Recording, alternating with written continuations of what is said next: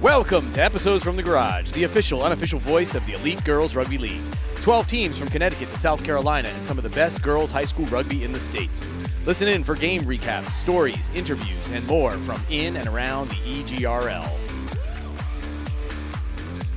Episodes from the Garage is made possible with support from Basecamp 31, a New Jersey nonprofit that brings individuals and businesses together to invest in healthy community and personal development through shared human experience. And now, episode 12. 1-2. Wow, episode 12. It's been a few months, and I know it's spurred a lot of conversation and some nasty words between all of us trying to get back on schedule, but it's been a very, very busy season. But here we are, episode 12, and we've got a lot of great stuff to cover. I'm Steph Aliprandi, and I'm joined here by my fellow rugby enthusiasts who spend a lot of time with the high school girls at Morris as well as EGRL. And please, let's go around the horn, starting with Mike. Wow, I got the start. I feel like I've been called up. I'm I'm usually the last. I'm usually, all right, okay. Mike Eisenhart, pleasure to be with you. What are you wearing? What am I wearing? That's not yet. Oh, that's not yet? That's Okay. not yet. Okay. Well, it's good to be with getting you. ahead of It's good to be himself. with you anyway. He's excited. It's a great. Brian's back It's a great. after like 10 years of Hiatus. recess. Who is he? Who even is that guy? Sabbatical. I like the turkey better. Tons of personality. All right, where does it go from here, Steph? We're Bill, okay. Wow, we're going all over. You're not going in a circle. I'm going this way. That could be construed Okay. as a circle as well. Pay attention. I'm Follow. trying. Bill Dobbs, I had nothing nasty to say about anybody trying to get this episode together. Wow.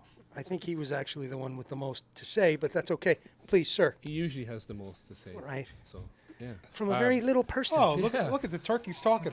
Brian Ahern back from sabbatical. And then we also have Primo on camera 2.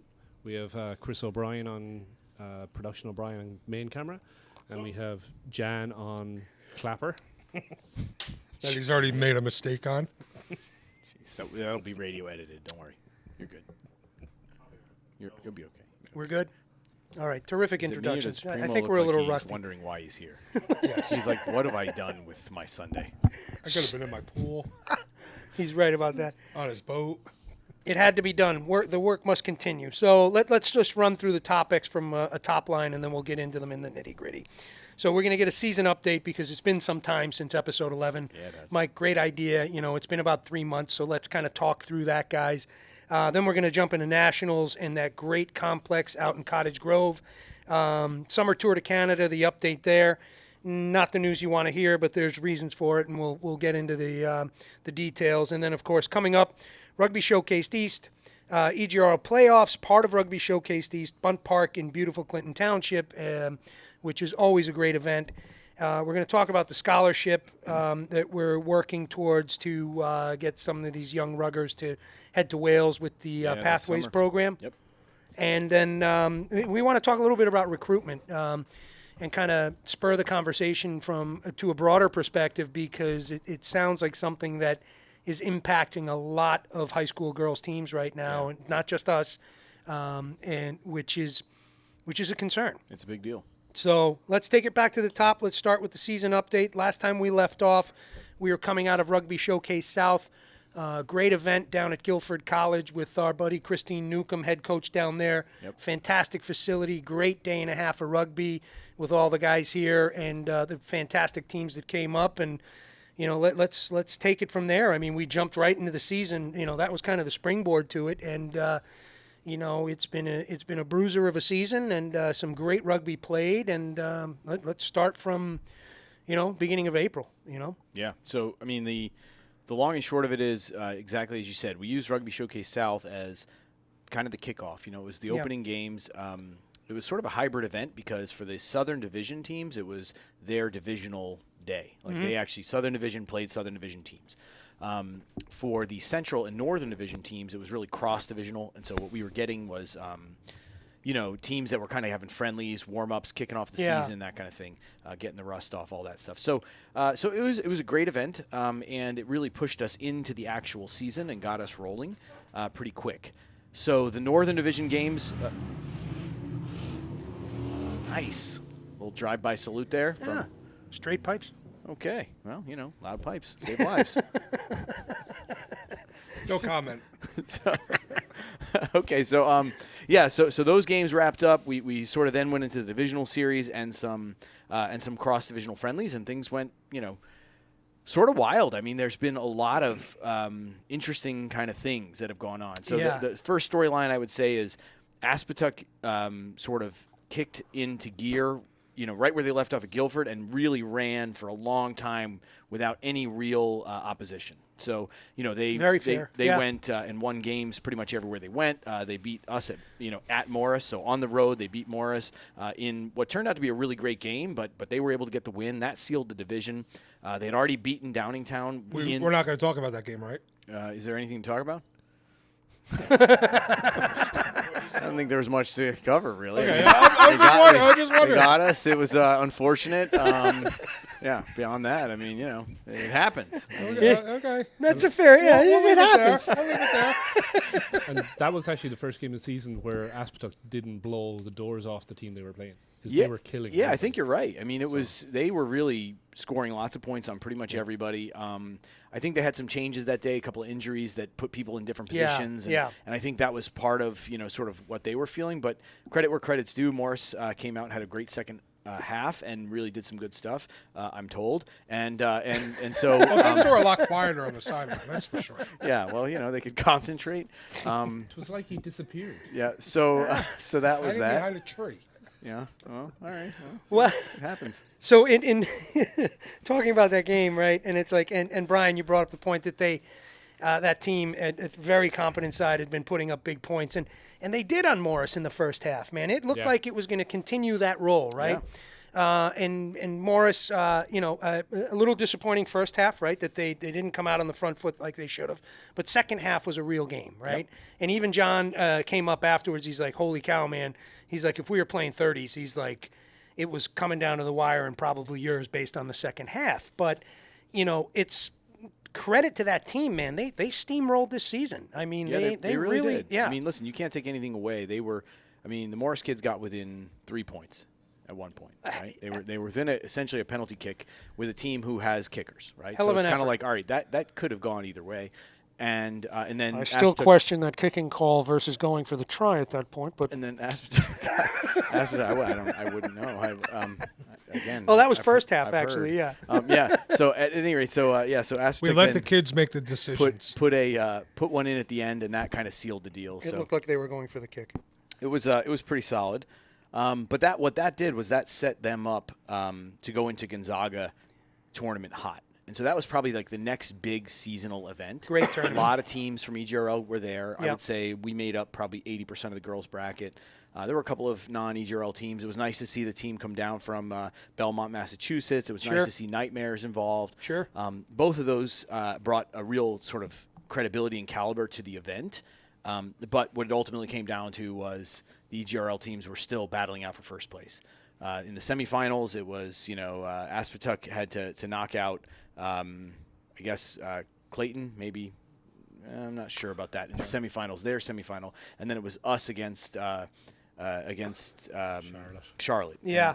And that was, again, always tough. Another, but those are three good teams. And that was really, set us up to sort of do some rankings, some East Coast rankings, and we really felt like Charlotte and Aspetuck at that time were top 1 and 2 in the East Coast. We had them ranked 100%. both sort of dual 1, and then they went and they had a heck of a game, and Aspetuck got the win. So they were flying very high, and that kind of shook out in the rankings, right? So for us, the Northern Division was set, Aspetuck winners.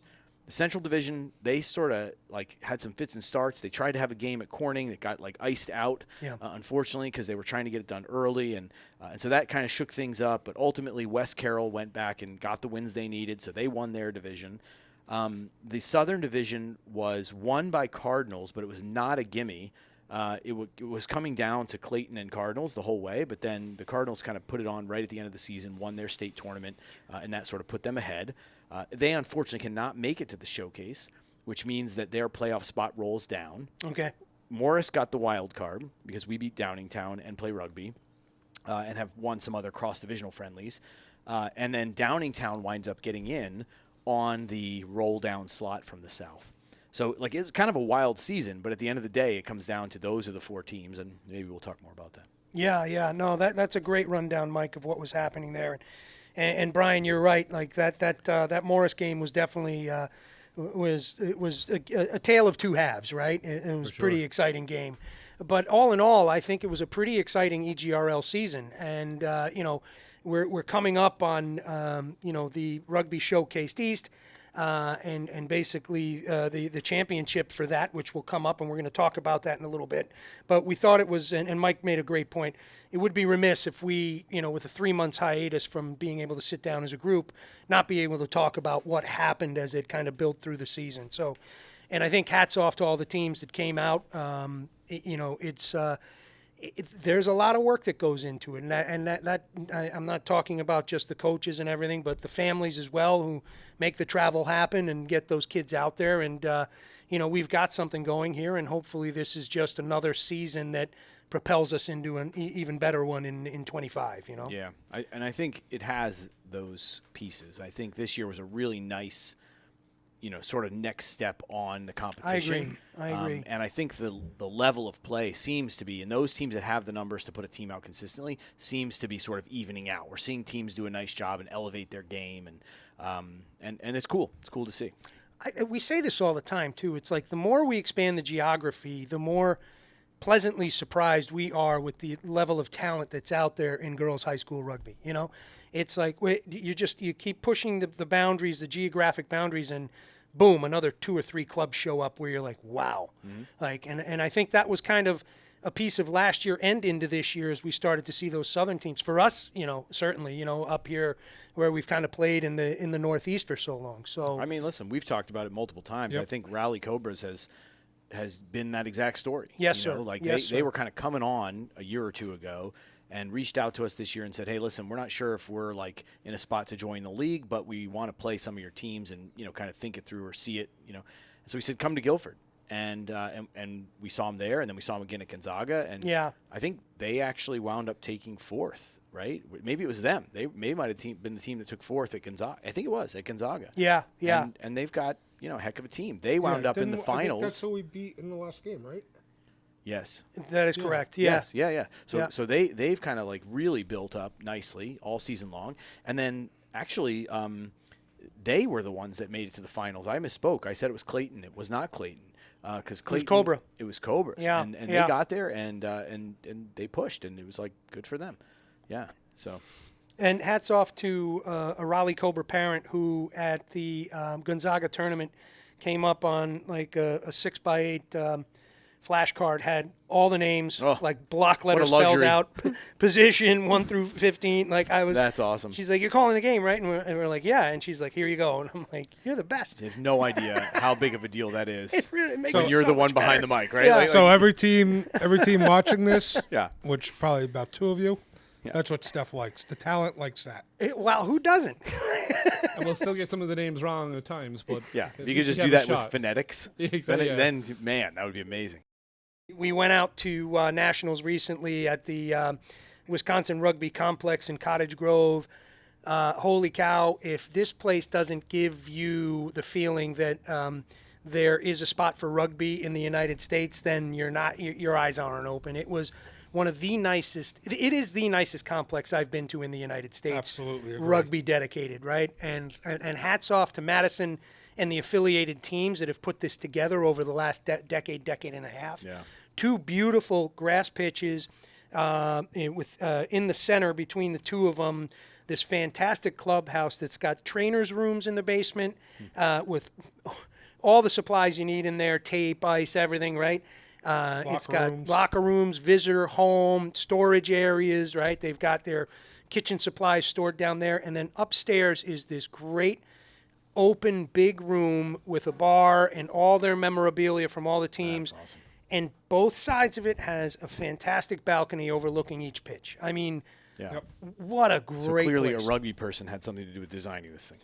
Clearly. Yeah. Oh, my goodness. They Crown also have, pitches. like some soccer fields around there, too. If they wanted to expand or needed to expand, they could. So. Well, they back up to either a county or a town park. Yeah. Like they're in a fenced-in area, then outside of their fenced-in area is a park, which has soccer fields, another rugby field, and in fact, I think day 2, they had 3 fields, and one of them was in that park. Yes. Okay. Which it was awesome. Yeah.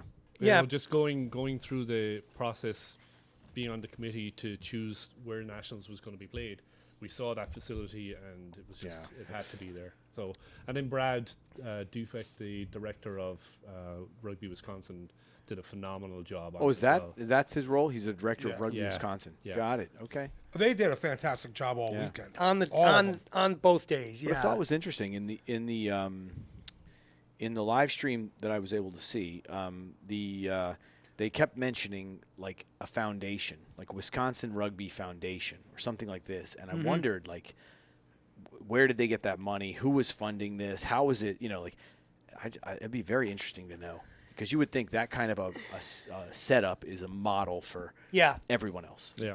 I think what we heard in Rugby Wisconsin, or Madison, correct us if we're wrong, is there was a sizable donation from somebody who I think it was anonymous, that started the program, I think, which bought the pitches. Yeah. And then it was a piece of that plus fundraising Okay. that got them to So they kind of had like a benefactor who got the ball rolling. got the ball And rolling. I think they started their building the clubhouse and everything during COVID. Yes. Really? Yeah. So they Brand bought the new. fields in 14 or 15, I think, right? And then they said they actually had to clear it because it was farmland. Yeah. And so there was a lot of heavy lifting that had to be done to build those pitches out. But, I mean, holy cow, did it come to it's spectacular. Really, yeah. Yeah. Yeah. That's awesome. And Jan, in the bar, how are the donuts? How big were they? They were big donuts. I didn't pay for them. They were free. I know, that's why Big- you got one. Big and free. Big and free. They know what they're doing out there. So They know how to pull them in. they know how to pull you in, Jen. Yeah, they got you. Hook like, huh? Are those crawlers? He had a bear claw. Bear claws, 2 at a time. They get stuck right here. What's up, Bears? Oh, yeah, he had pig sprinkles. I forgot. Nice. All right, we digress into the Nationals. Okay, I think I think Morris had a sense of what was going to happen when you start seeing those West Coast teams. Right? It's some well played, I don't know. hard hitting rugby. I know we spoke to John afterwards, and he was that's John from Aspetuck, and he's like, "Holy cow, this is like a different level." And you don't know it till you see it. You Yeah, know? I mean, It's- listen, that's the hardest part is there's a rugby culture, California, Utah, Yeah. and in addition to that, they're usually bringing some very like sizable athletes, physical. right? So you Yeah. have big, strong athletes who know the game and play a lot, and I think the East Coast kind of measures ourselves against them. Oh. Like I look at Nationals almost as where does the East Coast stand in the greater landscape from a team perspective? Yeah. It's not in individuals. Like I Yeah. think we have individuals who are playing at a very high level. No, they you're- have individuals, but like Yeah. as up and down a lineup goes, where do we stand? And I think we're still not quite there yet is sort of the takeaway. It was nice to see, in my opinion. Again, I wasn't there, and I will let you guys talk about the actual events on the ground, but I was really happy to see that the committee felt there were 2 East Coast teams that belonged in the top 6, the Tier 1. Yes. And unfortunately, we were 5 and 6, but I think that it was nice to sort of be within that sphere. I couldn't agree more, and I think those 2 teams belonged where they were placed. Yeah. It's I feel that wholeheartedly. I know you do too. Yes. As well, Dobbs. And I think it's just to your point, Mike. It's a measuring stick, right? Yeah. Like that rugby out on the West Coast is it's generational, and it's got a few generations on us on the East Coast, and Yeah.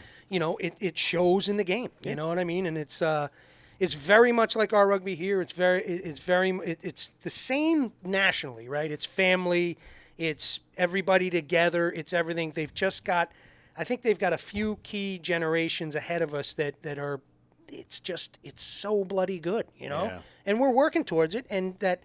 we're getting closer and closer, but it's not quite there yet, you know. And Bill, I'll let you grab from there. To me, the difference is the skills are pretty much the same, like the level of skills, but they run hard. Every person that gets the ball runs as hard as they can, whether they're trying to put a step on or whatever. They're running hard, and they have 3 to 4 girls that are either super fast or super big, and can run super fast. And I think our girls are not used to that. And I'm talking about the Morris girls, even the Aspetuck girls to a point. You know, I think it was an eye opener for Aspetuck. You talked to John, I think the East Coast girls are just like thinking everybody's going to be their size, and then we go up against a couple girls that are a lot bigger who can run just as fast as them, but a lot bigger, and now they have to tackle them. Finally, they figure out how to tackle them, but doing it over and over and over again gets intimidating. It's punishing. And it's like, all right, that last tackle hurt. Hopefully somebody else will take it. Do I want to do this again? And to me, that's what it looked like. In our game against Belmont Shore, we were down 12-3 at halftime. I felt good about it. Yeah. I was like, 12-3 at halftime. We're going to get them on our fitness. I know our fitness is there. We're going to move that ball. I don't remember what the final score was, but we still had 3, and they had a lot more than 12. Yeah. It was 49, 49-3. And I really came at halftime, told the girls, I go, you got them right where you want them. Yeah. And I was like, oh my God, what happened? Yeah. Some of the Belmont parents said that to you afterwards. Yeah. The couple of the parents, Belmont won the whole thing, by the way. Yeah. Which good for them. They deserved it. They earned it. For us, they did. Whatever. Yeah, they did. For us. And but a couple of the parents said, yeah, you guys had us worried at halftime. And I'm like, you were the better team. Yeah. You know, that was that. Yeah. Yeah, I don't know what happened in that second half. I mean, because I felt like Morris played a very competent first half, right? 12-3 going into the locker rooms is like, you're in the game. Yeah. Sorry? Yellow card. Yellow card on our captain, JoJo. That definitely had a... JoJo, I was not going to bring this up.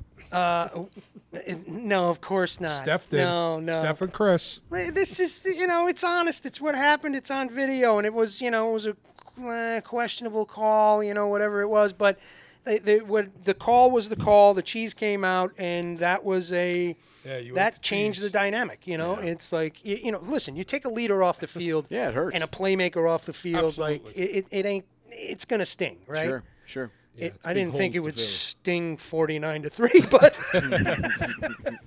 well, but it did. Momentum. Yeah. But anyway, I mean, I think that game. I think Bill, you were just talking about it, right?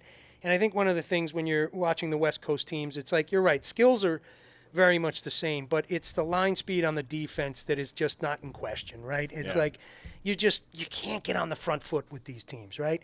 And then it's that ball from depth on the attack. It's like, these ruggers are, they're tackleable, right? But like when they're coming from, 12 yards deep at high pace, and they're just getting that sympathetic pop pass, and soft bam, like you're taking shoulders all over the place. It's... Yeah, it's an interesting thing. I mean, you certainly kind of get the vibe that defensively there aren't gaps. And I feel like that's one thing that we're still seeing on the East Coast is that you still can pick apart a lineup and say, okay, there's a few kids that aren't maybe quite formidable in the tackle. Ding, ding, ding. And it's kind of like when I watched them play, it was like, no, there are no obvious weaknesses to attack. Every one of these kids is going to put you down one-on-one. And I think that's a real learning opportunity because it's like, look, if you want to get to that next level, you have to be able to trust your flat structure and shape that every single person is going to make that tackle. Putting a shoulder in. And I'm not sure that we're at that, No, by and large yet. We're not we at have that. kids, but it's not all We of have them. maybe half our girls will get low, tackle the legs, where their whole team's tackling the legs. Yeah. We still have the girls reaching Yep. and trying to grab with their hands and pull down by the jersey. Yeah. And until we get everyone getting a shoulder, making that first contact, wrapping up, and then driving the leg. But 100%. but like a pride there. Like Right. that's the thing is it's almost like there's a pride in watching it. Like you will not break me. Like Yeah. You can Yeah. run at me and I will tackle you. And in this exchange, I win because I did my job. I put you down. One-on-one, I put you down. No matter how big you are, how fast you are, You run at me, I put you down. And I think that's a great opportunity. And it's Yeah. like, hey, across the board, our coaches are going to have to figure that part out. 100%. 100%. Yeah, and you're right. And you know what? To add to that, what you just said about that is like, there's no dip in the tempo when you get the subs come in. Right. It's like it's the same. It's the Yeah. same. It's Yeah. like the intensity just continues. So pretty cool. What would you Yeah. say the East Coast teams are missing? Is it more attitude? Is it more? It might be. I think it's technique. In my opinion, I think it's technique in the tackle, and some fire in the belly. Yeah. Right. It's like you got to play the full two halves. Like, and you got to play it like when people say leave it on the field, leave it on the field. Like. Yeah, I mean, to me, like watching it, it looks like there's an intensity into the contact that you don't see in every player on our squads. Like, you see it. Like, you have a player here and a player there. We're like, wow, the kid is a hammer. And moments of brilliance from the other one. And it's like, because they're taking the contact to the opponent.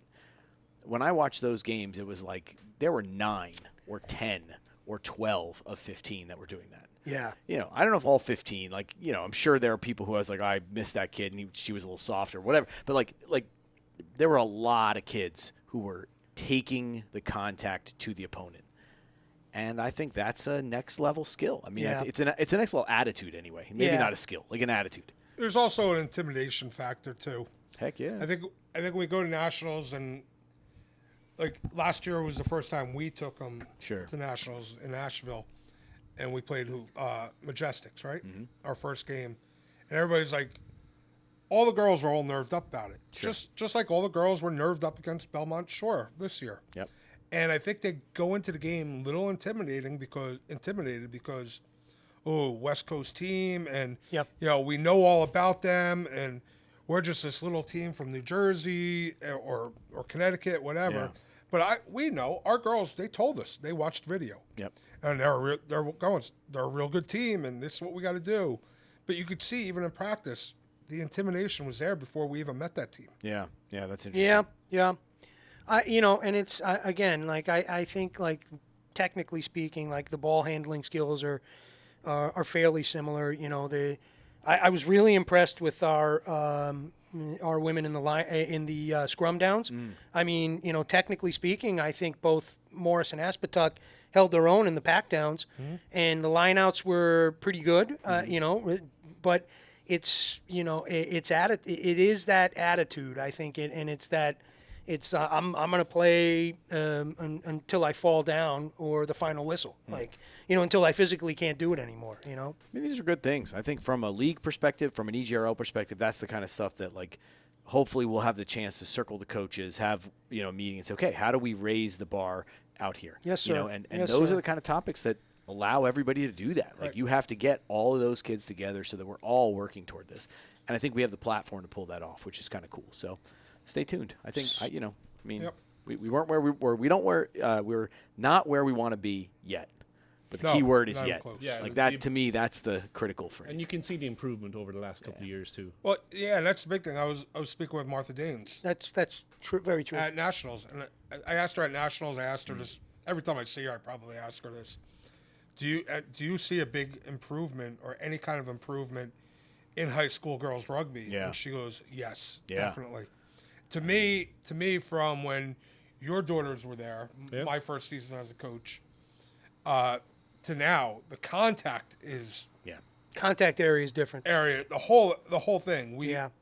Across Just overall, the league. Yeah, But I that's think there's. far and I mean, above. that's just one of many. yeah, I mean, I think understanding of the game is massive. They're seeing spaces. ball they're handling. using it. that to me is the one that jumps out. Yeah. I mean, I've been super impressed with how many teams are attacking space and understanding how to play a strategic game. Like, how do I put the ball into that corner right now, rather than trying to run out of every situation? Like, it's kind of like, man, the overall IQ has gone up for sure. Like if you went back 5-6 years ago, maybe your 10 is looking downfield. Maybe. But everybody else is looking in towards where the ball Yeah. is coming from. Yeah. Now you can see players in every position looking Yep. down, looking for their space before they get the ball. Well, and that makes everything faster. Yeah. So, like, the Yeah. 10 probably sees that space, but if the 12 and the 13 do as well, and the 6 on the other side figures it out, then they're all moving in that direction before the 10 even has to make the decision.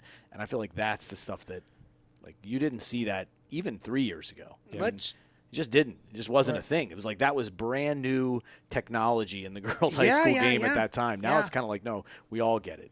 They all have a player who can kick. They all, it's like, man, this is good. You just touched on what I wanted to talk about is kicking, right? Yeah. Like 5 years ago, you did not see kicking. No, like the only time it was actively discouraged. or it was like it was managing the clock, and you're like, okay, I got 10 seconds, kick it out, okay, whistle Sure, done, sure. right? Now, like you're watching like Calhoun from Cobras, like that young lady in the 15 jersey, Yep. to me, just knows where to put the ball. You look at Kirshner. From Kirshner, yeah, Cardinals. in the 10 jersey, yeah, Both JoJo feet. Mignoni, all at the right time, yeah. like, and then you talk about like the kicking skills of like Abby Cirillo, like she's good for 2 and good for 3, pretty much. Yeah, from 8, a 9 lot out of of 10 places. times. Jenkins, too. Yeah. Yep, exactly. Kennedy at Aspetuck. Well, I mean, even if Absolutely. nothing else, even the number 9s do box kicking. Yeah. Like Yeah. 2 years ago, like that would have been like absolute mind blown to Yeah, see. if somebody did that, oh my God, she did a Yeah. box Honestly, kick. Now it's like they're doing it and they know when and it's appropriately done. It's like, wow. 2 years ago, most refs at the high school level would have missed the opportunity for a box kick because the kid would have been floored. Yeah. Because the refs Right, were not right. expecting. Yeah. Sure. Yeah. So Yeah. Interesting. Yeah, I think, and it's. I think we see it, but it's good to hear somebody like Martha Daines in the role that she has, like say that genuinely and honestly that there's such a level of there's a change level. There's a Yep. she step also change. says it just to get rid of Dobbs too, because he This keeps is true. asking. I probably ask her the same question every time I see her. Why are you running away, Martha? We're having one. Cue the level change question. Oh God, here comes this little short fat guy again. Anyway, let's run down. What was it? 1 through 6 from Wisconsin, I believe. It was Belmont in the number 1. Yep. It was United number 2. Is No, that- United was Majestics. three. Majestics Ma- too. Majestics 2. was two. Apologies, Majestics. 3 was United. United. Yep. And then 4 was, help me out, The other California team. It was Sac Pal Amazons. the Amazons. Apologies, Amazons. And then it was us and Aspetuck in 6. Yep. So, I mean, I think a bit of a foregone conclusion, 1 through 4. Yeah. But I mean, what's interesting to me about that is that last year it was Majestics and Sac Pal 1 and 2. yeah. Belmont Shore, I think, was maybe in the mix. I don't remember where. I don't even think they were there last year. They I'm weren't not there. sure. They might have No. been in a different bracket. I feel like they were there. I don't think they were maybe, there. I don't know, but like they didn't win it ultimately. Yeah. And then United was in the mix as well. But it's like it's interesting to me that like they're all close enough where it's not like this team is destroying everybody all year, every year. Like they shifted and new winner this year. So cool. And it was interesting too when Belmont was celebrating with the trophy. The teams came over, the California teams came over and clapping them on and stuff, and that same kind of sistership, that brotherhood, sisterhood, is just prevalent throughout the game. You know what I and mean? well. Just like I mean, hell, you pounded on each other for a day and a half, and but hats off to you when you end up with a trophy, and that was super classy. Just one of those great rugby traditions. Yeah, for sure. So I think that covers nationals really well. I think one more I actually shout got some out. pictures of them celebrating the Oh, cool. Yeah, Belmont. just one last time shout out to Madison Rugby and the affiliating teams for the Wisconsin Rugby Complex in Cottage Grove. Just a fantastic place. Brian, great job with the staff picking that out. And Send us the blueprint. We want one in the East Coast. holy cow, you're not kidding. And just And just the a great benefactor. weekend. And the benefactor. And the Or donor. mainly the benefactor. Yeah, I gotta say it was run very well too. Hats off to 100%. everybody on the ground that day. They did a great job.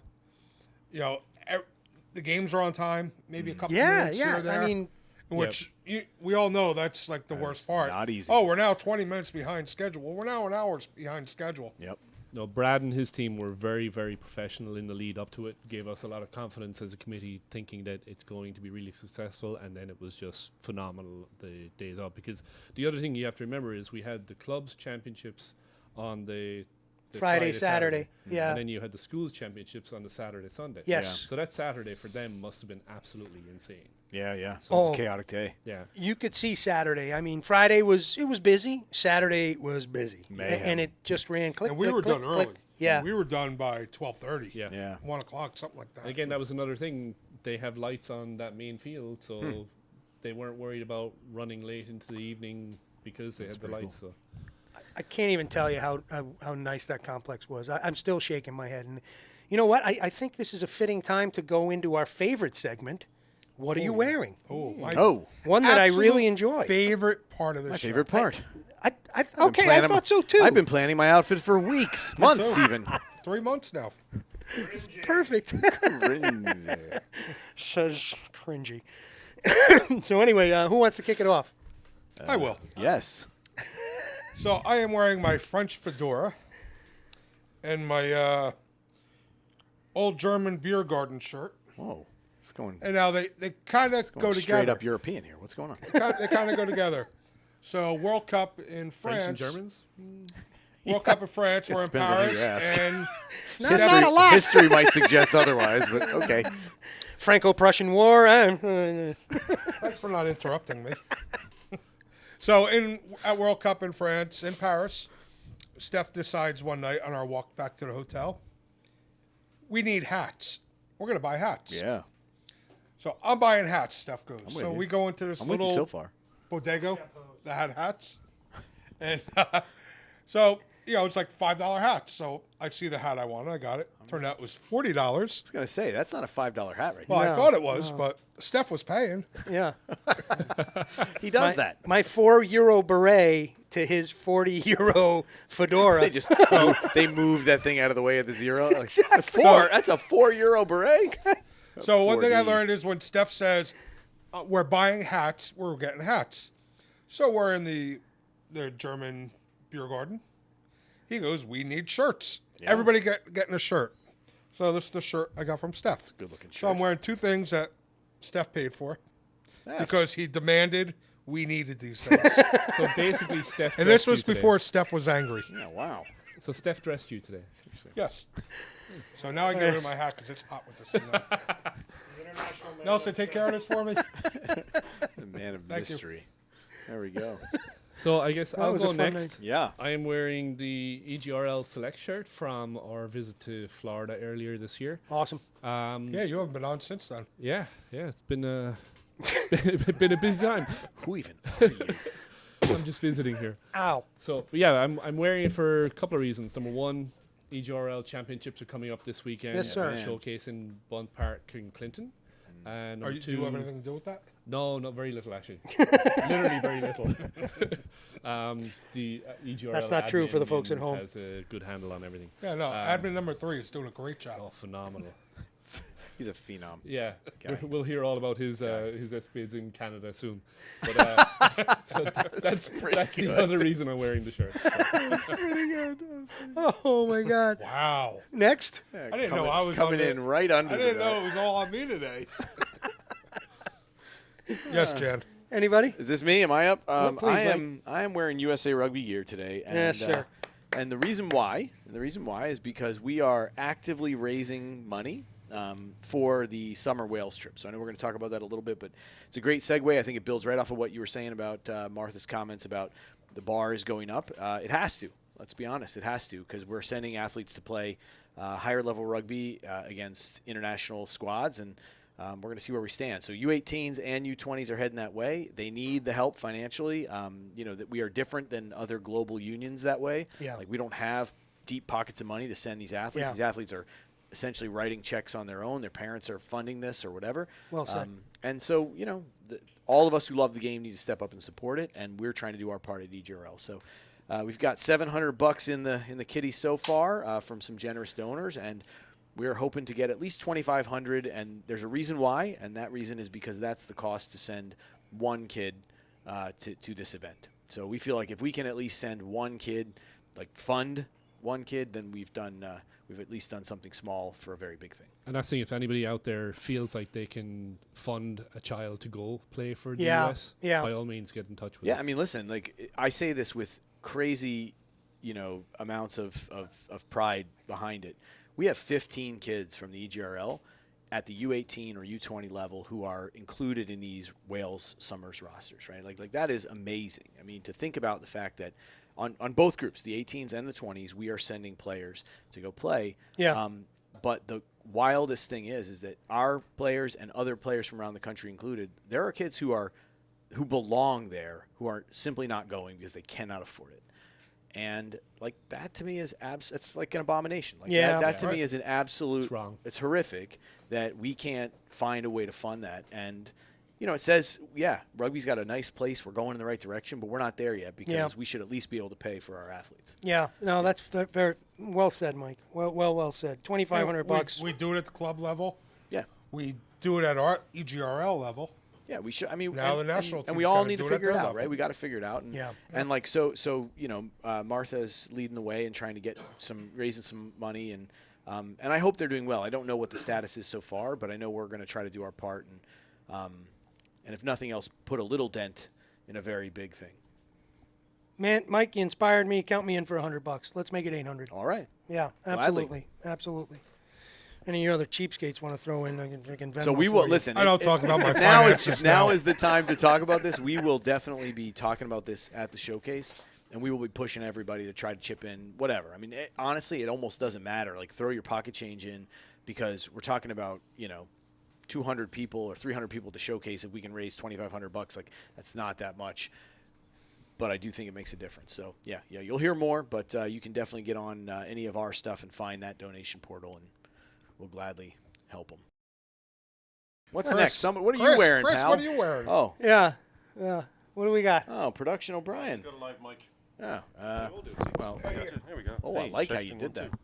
What I'm wearing. So, shout out to the Kugelman family this weekend. All right. We've had Anna with us for how many years? Since U14, right? A lot. First came out, and she's been doing awesome with us over the years. But her father, Rob, who, as we all know, is I am Kugelman, got a few of us some of these awesome shirts. So Well deserved. Thank you, Rob. And Awesome another to you, gifts. Jessica, Rob, Anna, we of course, appreciate it. In the team for so many years, and we wish Anna well at the Mount, I believe she's going to. Yeah. Yes. Yep. And, St. Mary's. so there's a hat tip to you. And then just to top it off, because it turns out that Steph and I both have far too much money to buy hats for our buddies. That's right. And so a couple of hats were bought for those of us that were at Nationals from the Wisconsin Rugby Sports Complex. So Oh, that's I was going to bring that up next. Chris bought us nice hats, too. Yes, he nicely did. done. Yes. In fact, he did. Jan? It's wearing clothes. No. So I'm wearing the Episodes from the Garage shirt. My friend Chris gave it to me. It's indicating that I need to stand up straight. This is straight. And I'd like to thank Kugelman because we all got those T-shirts, and I look like it's the first day of kindergarten. But that makes you happy. Yeah, youth. But no, thank you in all sincerity. But all right, guys. Okay. Okay, go back to your clacker. Nelson. Do you need me to clack? Go ahead and clack. Nelson says thanks anyway, Phyllis. Okay. What do you got on? Well, I was going to go with my EGRL shirt, but as you can see, it's not new because it's got coffee stains, and I think that's sausage and pepper. So I'll go with my hat, which was courtesy of Chris out at the rugby complex in Wisconsin, which I love. All of a sudden, the hat shows up as we're having a few sodas after the game, and I love this thing. It's a great memento. It's a sweet It's a lid. great It is a hat. great Yeah. hat. And so thank you, brother Chris. That was awesome. Great reminder of a lot of fun that weekend. Well done. Yeah. So, all right, next up we've got, this is not the best news, but summer tour to Canada. Some unfortunate news to share here. Yeah, why don't we hand it over to Dobbs? All right. Thanks. So my first official tour as an admin for the EGRL. Was very excited about this. Made contacts that I haven't talked to in a real long time from Canada. They contacted me with other people. We entered in a tournament, and we're gonna play the tournament on Sunday. I don't remember the date. Sometime in June. 23rd, and we're gonna get a game against maybe like another all-star side like us coming in on a Saturday. It's gonna be a great weekend. Well, Canada changed their eligibility rules with World Rugby. So 18-year-olds can't play with 16-year-olds, 16 or 17-year-olds can't play with 15-year-olds. Well, we have 15 to 18-year-olds going up. So, with that being said, Canada couldn't get teams for us to play, including in the tournament. You broke Canada? I broke Canada. But shout out to Mike Feely, who worked his butt off for us. He really did. To do everything. And then it was actually this morning or early afternoon where he called me and said, I'm trying everything. I can't do anything. I know you guys need to make your plans and everything. Yep. He goes, it's just not coming together. And he was upset. And, of course, we kind of saw it coming just because as soon as we got our clearance from Rugby Canada and they said, oh, yeah, your 18-year-olds and your 16-year-olds can't play together. Yeah. We kind of knew something was going to happen. But you said the whole tournament has fallen apart. Yeah, the whole thing's falling It's apart. unfortunate, but Yeah. Summer 15s is not easy. No. You know, I mean, it's hard to get kids to come out and play summer 15s. And, you know, we're trying because we want to see the selects play more often together so that they can continue to ramp up and play higher level. But it happens.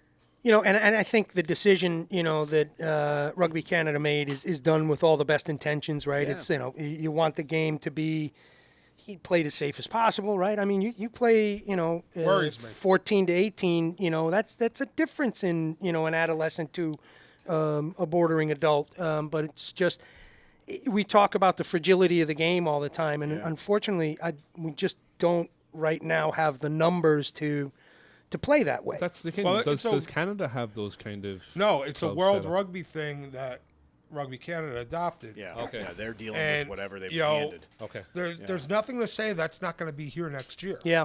Yeah. You know, but to me, that's going to kill the game. It's going to make it tricky for sure. I mean, I think sometimes it's like best laid plans and unintended consequences. Yeah. You know, you just don't think through about the fact that, like, look, sometimes we're cobbling together a roster and we need that kid who's, you know, a young sophomore playing or sometimes freshman. I mean, listen, in some How many states, freshmen do we have starting? yeah, and in some states they've got ninth or eighth graders, you know, yeah. and like so again, it's like these kinds of things.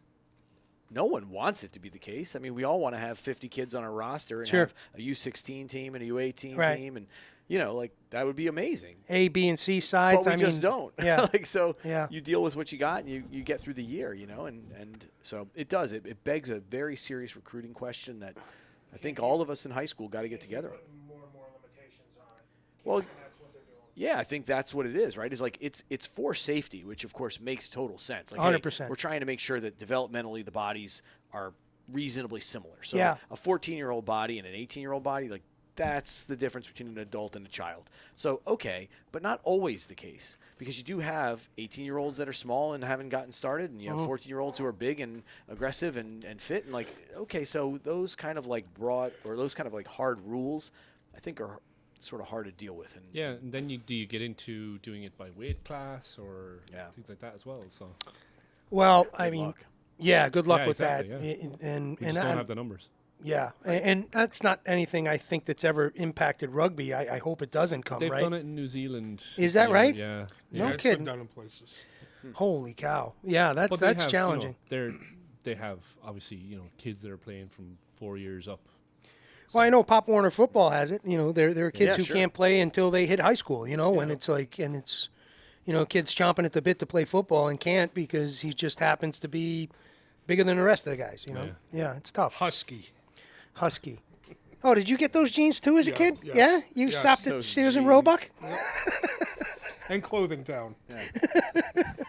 Tough skins, the patches on the knees. There you go. Yeah. No, it's just the Husky section. Oh, the patches on the knees were nice too. The iron-on patches. Yeah. Elbows and knees, Yeah, man. that Come on, was you gotta stretch those things. Stretch a dollar. Yeah, Holy this cow. worries I guess me, that's though. The why my parents whole are World retired Rugby well. thing. I mean, we wanted to go a similar route with our team at the beginning or at the end of last year, but having the girls be able to play up if they're capable, like the freshmen that we have playing on our first team now, that it's an automatic. You just write their name in because they're playing so well. Yeah. Yeah. It's, And lag there's no there. ifs, ands, or buts. They belong on that team. That's right.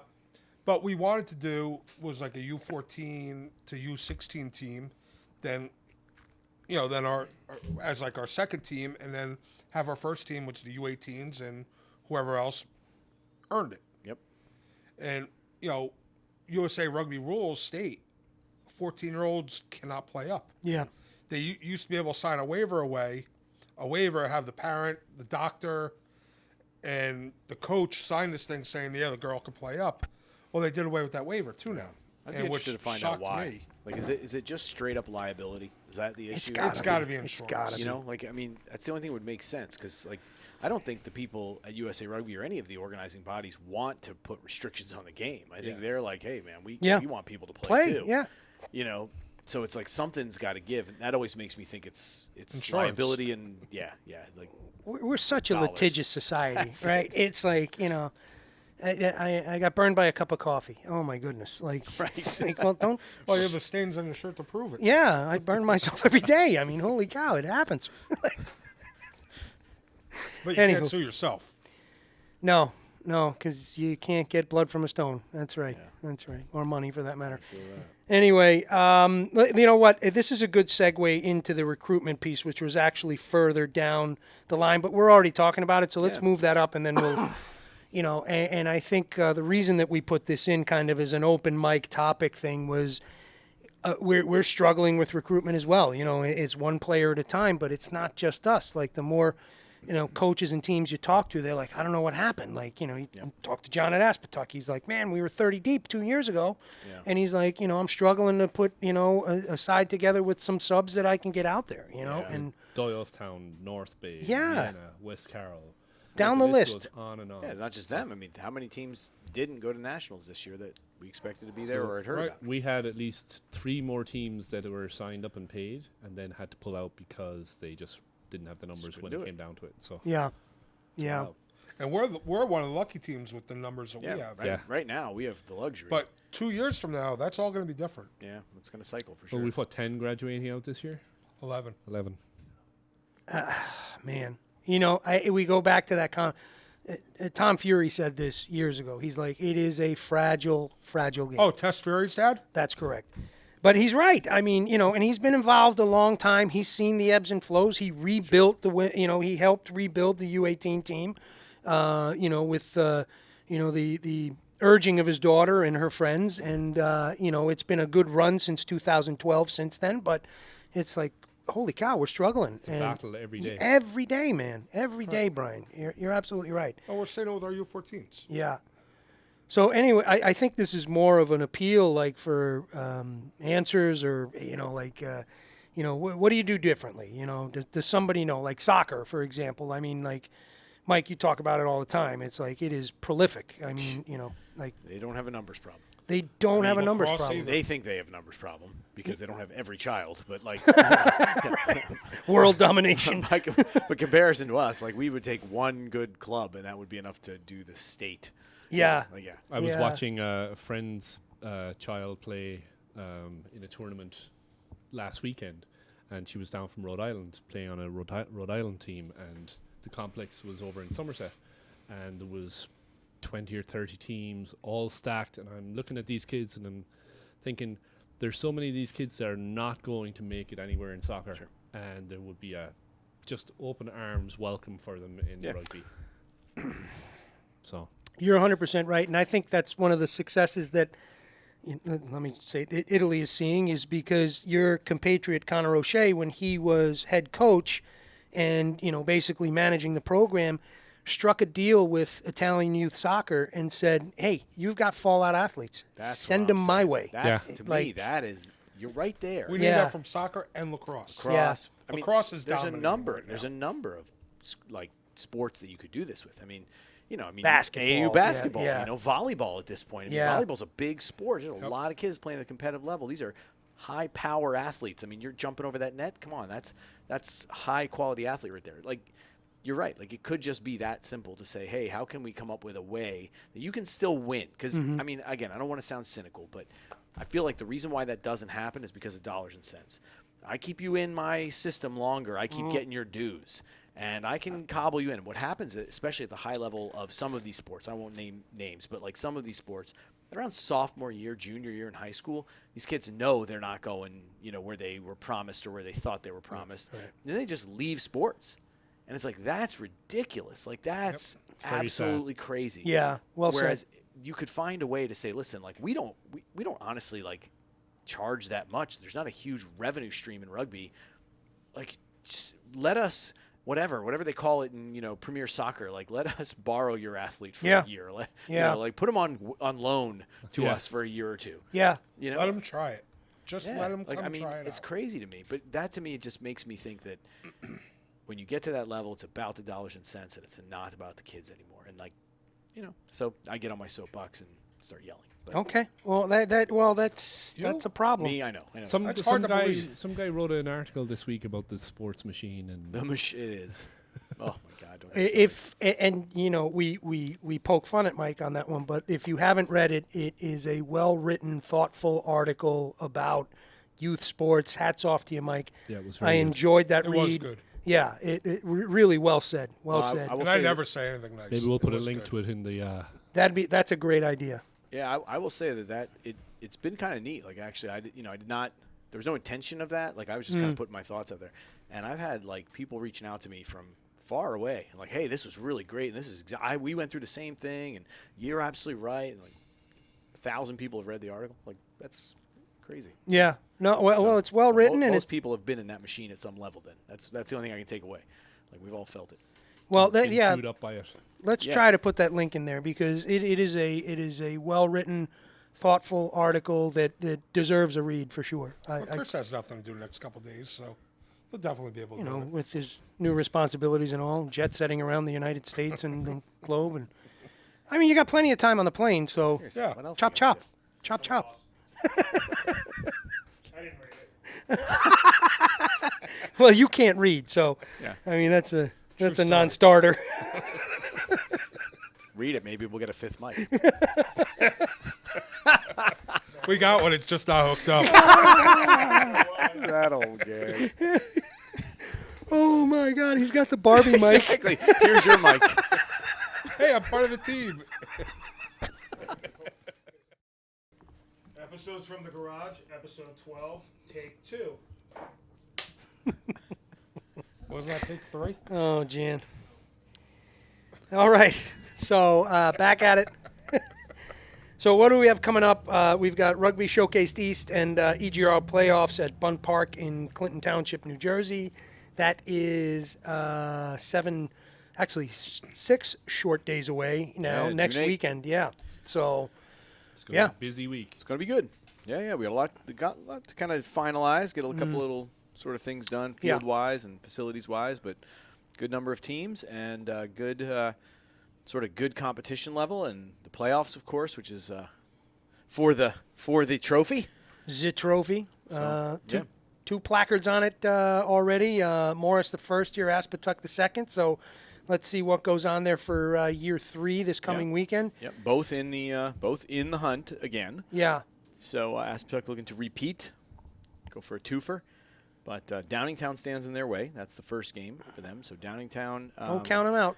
Yeah, I mean, listen, I think you're right. Don't sleep on them at all. But, Nope. I mean, they've got a couple of injuries I think they're dealing with, and unfortunately to some key personnel. But I That do think stinks. I think that they're going to, I think they're All going to come part ready of to the play. game. It's what they do. It's all part of the game, is right. It's it's testament to a tough season, right?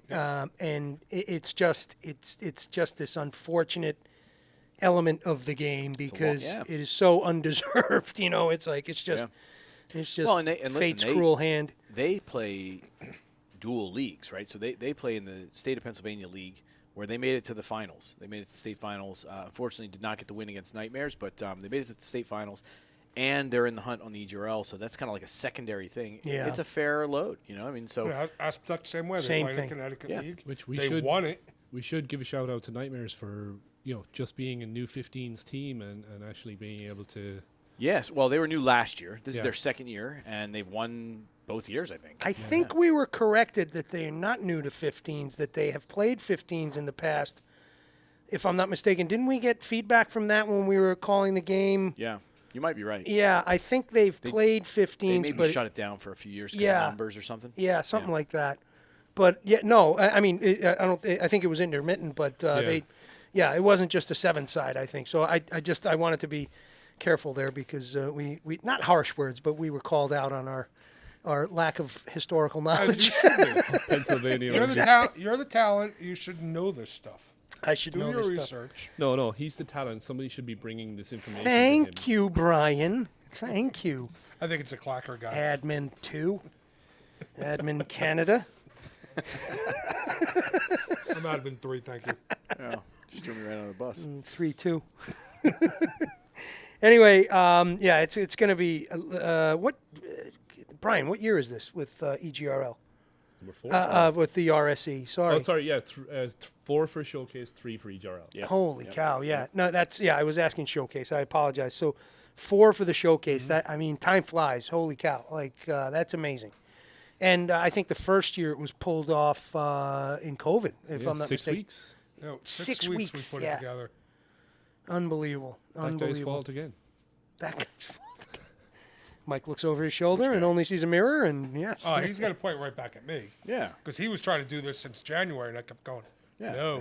Yeah, the idea may have No, this started is here, too but much the 6 work. weeks. Yeah. Finally, he just wouldn't leave me alone. I just go, all right, just to shut him up.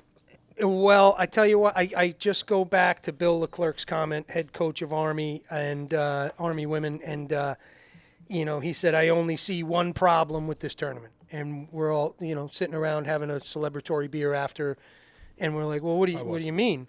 And he's like, you just don't have enough parking. And, I mean, so thanks, Bill, much appreciate. Like that's what a great thing to say, I think that's where having this showcase model and maybe spreading it out throughout the country. We had Showcase South earlier this year, and it went really well. Yeah, it Did did go well. Yeah, it A lot did. of thanks to Christine Newcomb at 100%. Guildford. That was a fun weekend. It was. Yeah. It really was. So, the Yeah. blueprint is there.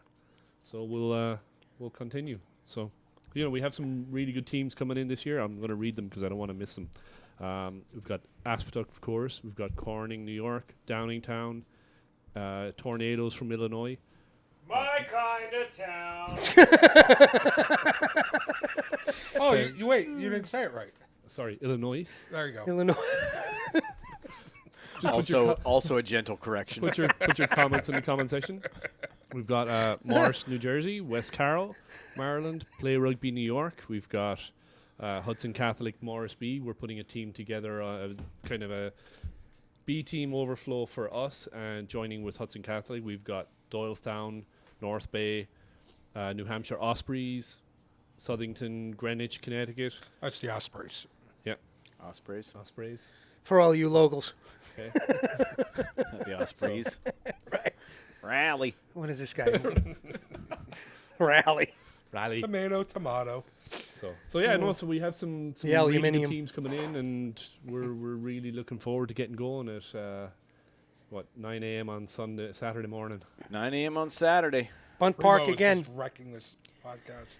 And and we should do this right. And quick shout out to the Department of Parks and Rec in Clinton Township and the relationship the Eisenhart family have with them. And thanks to the Eisenharts and the Department of Rec for, getting us this property for that weekend, because it's a really terrific ground for high school rugby. It sure is. Yeah. So two I think great they actually fields. look forward to it now. We could have taken the credit years ago because it was a little bit of a leap of faith on their part, but now they look forward to it. They ask us like, "Hey, when is it going to be?" And Awesome. what do you need? And okay, I'm going to have the guy out there mowing on Thursday because he doesn't want us to be out there mowing. But you'll be out there anyway. That's what he said to me. He's like, "Hey, listen, do not touch the field. when do you need them mowed by?" I'm like, "Well, we're thinking about lining them on Thursday." Okay, I will tell him. I will get it done. I don't need you bearing this thing down to dirt. Only if we can get them to line them next. That would be. If we can get them to line them, I would Amazing. be very happy. Be out there next weekend. A bunch of us starting Tuesday are going to be out there making sure the fields are ready. Certainly Mike and his family do a bunch of heavy lifting out there, and all the guys you see here, as well as the ones you don't see, like Chris O'Brien behind the camera, as well, Nelson Galarza and Jan Monrad, and Jan do? other volunteers who come out to Steals set this coolers. up. Yeah, he's a cooler stealer. Cooler thief. Cooler. Pray for good weather. Hopefully, we have a good banger of a rugby weekend out there this coming weekend. Listen, I think that what you're going to see on day one is this, right? Morris is playing West Carroll. I think that's going to be a heck of a game. I agree, I too. think West Carroll is coming for the win. They want their name on that trophy, and they're looking at it as this is our chance. Yeah. They're coming in strong, and I think Coach Taylor, along with the Emperor, are going to be having their team ready to go. And then the Emperor, if they win, the Emperor will talk to me. If they don't win, I won't hear from him for a month. He'll just look at us, shake his head, and walk away. Yes. And jump into his car and head back down to Maryland. Well, that's so that's going to be That's going to be a good game. Yes, it is. First game of the day, kicks it right off if the schedule goes according to plan. Does he pull Jeff in to help him coach that day? That's the question. The most winningest coaches in EGRL Yes. history? Does he pull Jeff in for that little extra help? Yeah, it's not a bad choice. It's not a bad idea. Not a bad choice. idea. If he If doesn't, you're, maybe if you're we should. listening. So game 2 is Aspetuck versus Downingtown. We already mentioned that one. And then that's on the playoff side of the bracket. And then there's the showcase side of the bracket, which is the other remaining teams. And they'll sort of play each other, throughout the day. And then Sunday things get reshuffled. We play again a game in the morning for each team, and then the age group games to wrap it up. So I think I don't know, the list is on the website, but I think there's a couple dozen colleges that are already RSVP'd, and things are looking pretty good that way. And I think that we have had a tremendous success over the couple of years of Yeah. the athletes who are seen there at that event getting recruited, which is really, really cool. Well, that's something that we should also add into this for people who don't know. Yeah. Our juniors and uncommitted seniors will get appointments made with coaches that are interested. Yeah. And they get interviewed after Great the games point, are Bill. done. Great point. And this is a huge part. Last year there was how many? 481. 481 appointments with college coaches with players from the tournament. And I wish we had the number of how many made a commitment to a team because Of that of conversation. the tournament. Of that conversation. There's no doubt, and I'm not going to say that that's the only thing that did it, but it gave exposure to some kids that needed the exposure, Yep. and their paths changed. I mean, there are some seniors that are going on to great programs next year who would have been missed, but they were seen that day, and they made the connection they need to make. And I do think that's one of the things that makes this event really, really unique. I've not seen that anywhere else, the way that we sort of do it, and it's not by any means, to say, hey, like no one else could do this, but I think it provides that platform, and, I think one of our players benefited from it last year. I'm sure. Liz.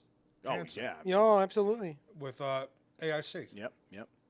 Actually, I think it was two-parter. I'm not sure. I think I think she was Nationals. conversations. I think were happening from nationals. Yeah. and then I think that might have.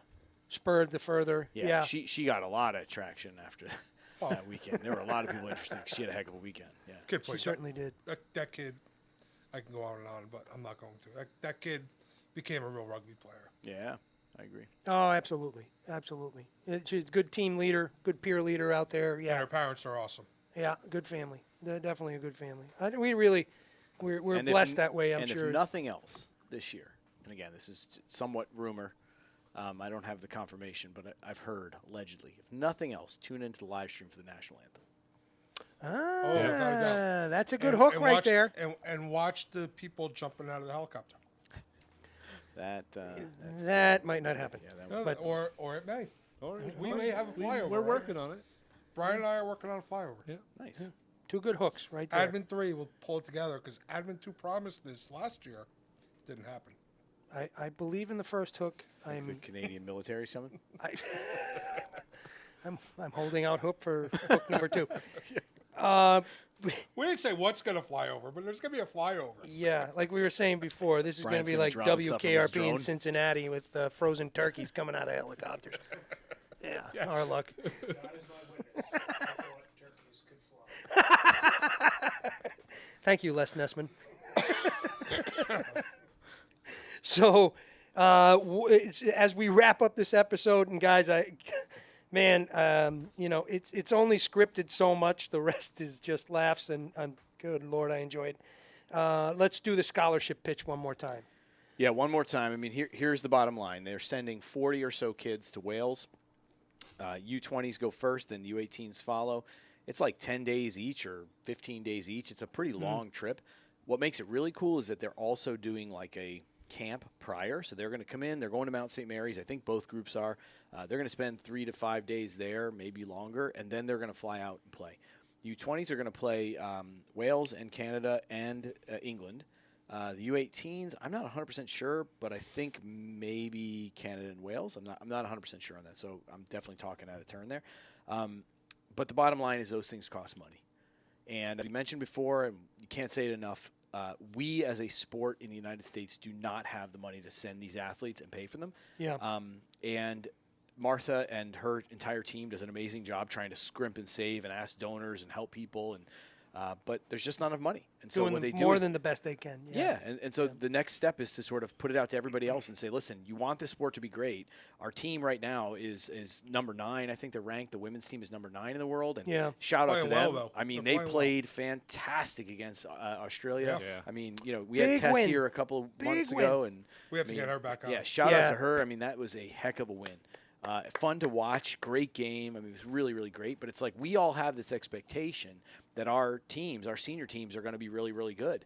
And it's like, look, at some level, finances pave the way for that. Like, you can't do this for free. You can't have the best coaches and the best facilities and the best trainers and all. You can't have it. And when you're playing against nations that are basically paying their athletes, like these are professionals, everything is paid for, how are you going to compete? So it's kind of like, well, we have to appeal to the broader audience and say, if you love this sport and you want to see us at that high level, reach into your pocket and help us out. And so we're going to do our part. We're going to try to do our part at EGRL. It's So never enough. My thought on this is the chances of our women's team doing very well in the World Cup in the United States. I don't remember what year it is. Yeah, 2033. 2033. These are the players that are going to be there. That's it. The ones who are coming in high school right now and the ones who are going into the U20s and U18s team. Mm-hmm. Now, for years, we heard it. We had the museum there. We heard how they used to have to take loans out to get the national team to wherever. Terrible. Anywhere. Terrible. The World Cup. The coaches taking a loan out, and nobody's paying her back. Yeah. And so she's footing the bill. We've heard about this all through, and it's still the girls and the women's team that have to fundraise and do all this stuff. I support our men's team financially with my dues and stuff, yes. Yep. But I don't give money to them because they get it paid for. But our women's teams, you don't get anything. Yeah. And you have a much higher success rate Yes. on the women's That's- side. that's what There's I'm a getting at. much easier road to being successful if you can get the athletes and get the money into the system. All right. I think they're seeing that. And then everyone who's going to be watching this podcast, they're watching it because they either have a daughter in it or they are a player, and we're the ones who have to do this because it doesn't look like anybody else is going to come up with the money. And that's exactly it, right? So if you go and you read the article that Martha put out, or you listen to that video, she did like a little kind of Can we link pitch that video. on this too? Yeah, I'm sure we can find it and link it up. Chris has nothing to do. I mean, You're so, going to be bored in the airport. but We can link but it up. what they You got like a 4-hour layover in Mumbai. You're fine. I mean, what's it going to take you? come on, it's for the kids. You're the only one here with the daughter of the program. Chop, chop, the king, the king. So, No, you so, have to but- find but it in- yourself too. But in that article or in that video, that's really what she says is like, listen, like this is the backbone of the 2023. Like we all know, all of us fans know it's coming. Like the 2031 and 2033 World Cups are going to be here. And it's like, if you want us to be competitive, which when we get there, we're going to want us to be competitive. Hell okay? yes. We're not going to want to be like, oh, it's great watching other nations play each other. Like we're going to want our kids in the mix. Well, these are the kids. Yeah. And you have to get them this competition now. Like you That's the- can't yeah, like it's you too can't late. wait till 5 years before, or Right. 2 years before. Like you got to get it now so that they have work-ons and they can build and they Yeah. can set the expectation. And it's like, look, this is the backbone. So we've got to step up. Now, the final thing I will say, and I mean, I can't stress this enough, because we all would love to be in a spot in our life to be able to just write whatever. Like, how much do you need? Let me take care. Like, I would Sure, love to sure. like try that for a weekend. Like, it would be amazing. But the bottom line is, it's not nearly as much as we think. So if you can throw a 20 in, it's helpful, right? If you Yeah. can take and say, like, look, I can give you $10, $50, $100, like whatever, it's Well said. helpful. Well so said, it's like well said, like well we said. often like we look at these big charities and it's easy to say, oh well, my money won't make a dent. No, it will. $2,500 sends a kid to Wales for the competition. Like, whatever, a couple $100, that's 10% of a kid. Like, it adds up. So bottom line is we need everybody's help. We're trying to do our part at EGRL because we honestly believe that the kids that we are watching right now on the fields are going to be the ones that we're cheering on in stadiums around the country. Well, coming from us, who've been at the high school level for 4 years now, Yeah. right? We've seen how much it's changed. Conversation we had earlier that I said about Martha, she sees how it's changed. Yep. Man. And we're talking contact area, we're talking this, we're talking that, and we're only going to get better. Yeah. With our league, we're raising the bar. Going to nationals, we're raising the bar. Yeah. And when it all becomes, we have no idea who's going to win nationals. That's right. That's when everything's really going to explode. Yeah. And we're not that far off from that. Yeah, no, couple yeah, years. Yeah, the West Coast teams are still above us. And I'm not saying, we're coming for you or anything like that. I wish. But we're raising the bar. We've talked about at nationals with some of the teams about doing stuff together to get us to that point so we can raise the game. Yeah. And all the coaches I know I talk to from the West Coast, they're like, this is what we have to do.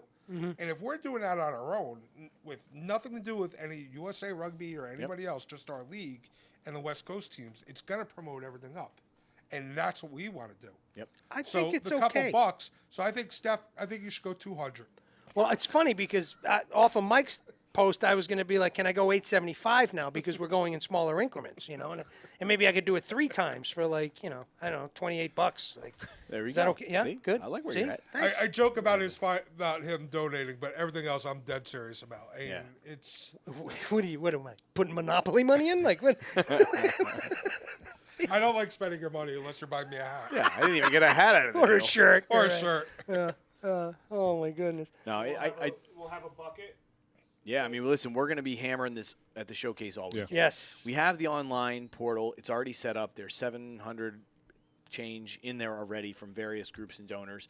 And for what it's worth, you all did donate already. You're already in there from the spring challenge that we did, and there are other people who are starting to chip in. So Steve cheated. It's getting there. Spring Steve challenge, did a great job. The guy who's bringing ice cream to the showcase is already, even before he sold a single bomb pop, he's already in for the scholarship. I mean, Wow. it's cool.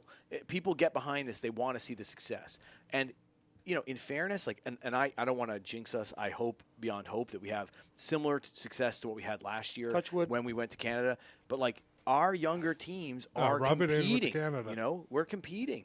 I mean, look, our team beating Australia they got Huge. They got rocked by Australia last year. I sat in that game and I watched that game, and it was not even close. That was a big win. That was a big win. Yeah, in Australia. Yeah. that's a big deal. Yeah. It's man, that gives you some hope that Yeah, this that's thing can some- happen. that's some, I mean, listen, Canada beat New Zealand. Right.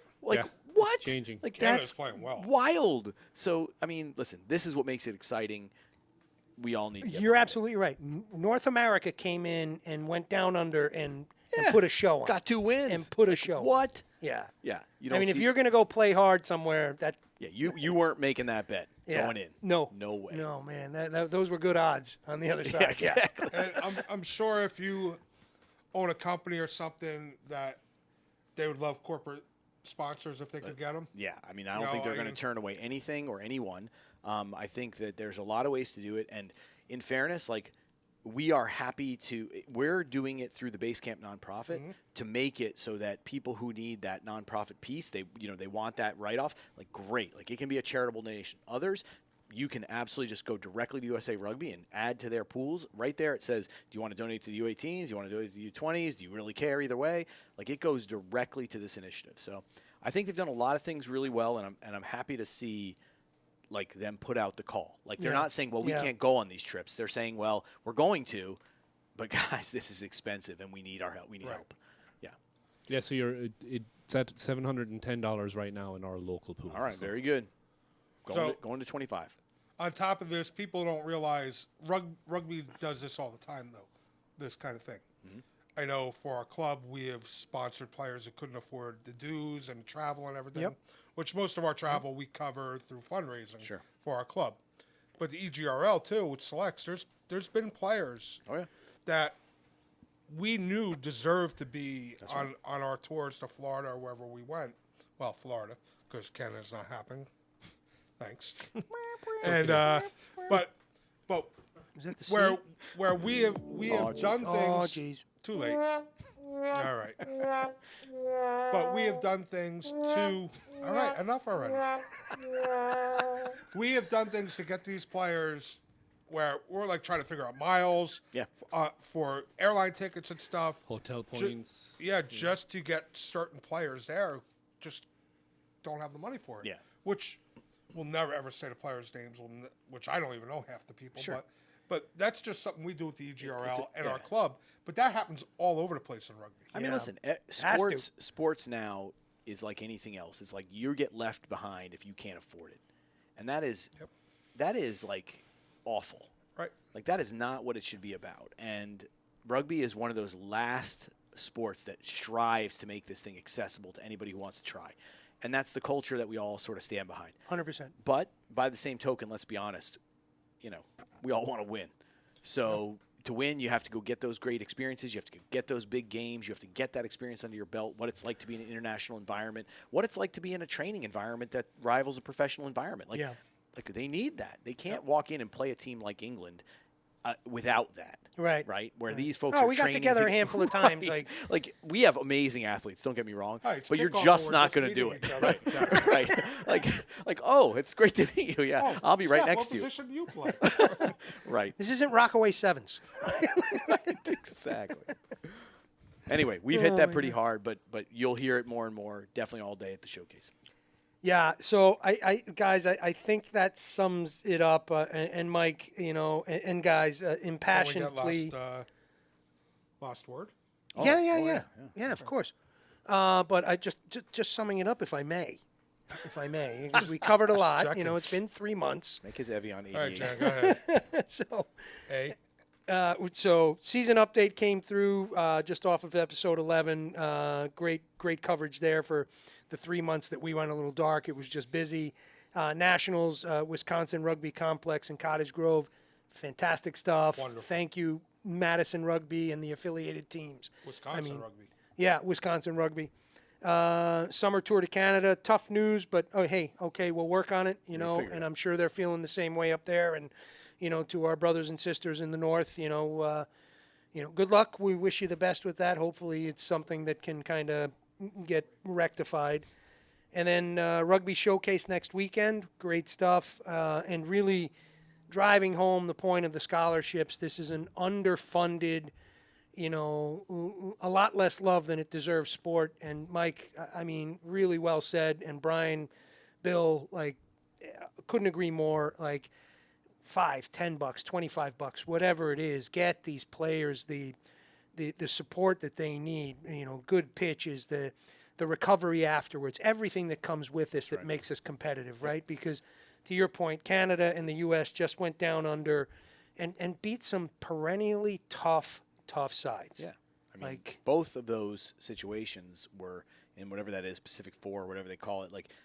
Those teams were ranked higher in both situations. Yeah. So the underdog won. It wasn't supposed to games. happen. Yeah, no, that should not happen. Yeah. And to happen twice, no. Yeah, that's planets aligning. Yeah. That's so. Final words. Who wants to? Brian, you want to? Yeah, I'll start. Just really looking forward to the showcase and just can't wait to get it underway and just to see the talent out there. We've seen it grow, and I'm just really excited about it. This is me excited. Well, and I think we'd be remiss if we didn't say thank you to you and everybody else, because that thing doesn't come off without the work that you put into that. Fair So point. For sure. Absolutely, Definitely a golf absolutely. It's nice. Anything from you, sir? Yes. Bill? Yes. You're a little worried. Get your I finger am. on the button. Right. So Oh no. I'd like to congratulate all the seniors throughout the EGRL Here. and congratulate them all. Yeah. For wherever you're going to college, I hope you do well. I hope you're prepared to go push for a starting position as a freshman.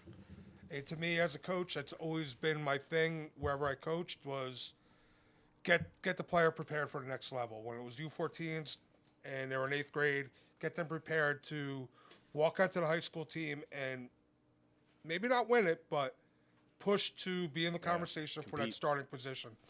And with our girls out of high school, for the Morris team and for all the EGRL teams, push to get that starting position. You might not get it right at the beginning, but you're there. Yeah. You're there, and just go for it. Put the work in. Dedicate yourself. Get to it, and it'll happen. And the last thing is, had a great day at our first cadet from Morris Rugby graduating. That's cool. From West Point yesterday, and got to go to her graduation party. Molly, congratulations. Go blow things up in Alaska. It's going to be awesome. And really proud of you. Yeah, that's great. Here. Mike? Yeah, not a whole lot to add. I would just simply say a thank you to everybody who makes this thing happen. I mean, not only the podcast, but the league and the parents and the coaches. You know, we know rugby is a labor of love. We know no one. I mean, maybe someone is. I don't know them. No one's out there doing this for the dollars. It's amazing what can come together when people love something and care about it and want to see it grow and want to hand it off to the next generation. And we've seen a lot of that, and it's been really, really cool. So thank you to the players and the parents and the coaches and all the people dedicated to this, because we're doing great stuff. Well said, sir. Hats off to Production O'Brien and Nelson Galarza and Jan Monrad behind the scenes, and to these Don't forget three. Bravo. And Bravo, who's, Very man, nice. he's been Honestly. fantastic. Yeah. He just wants to be involved. Bravo the dog. And these fantastic guys here, and from myself, from all of us, Mike, grab the badge. Grab the badge. I went the wrong way. Go Eagles. Go Eagles. Good night.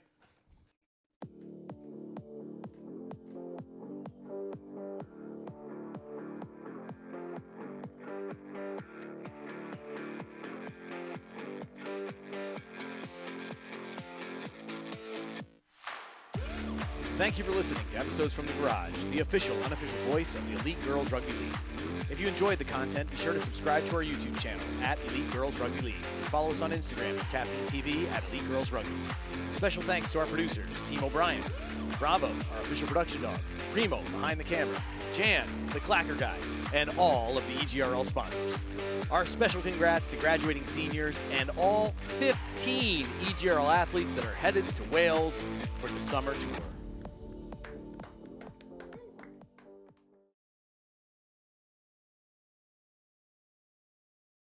I am Iron Man.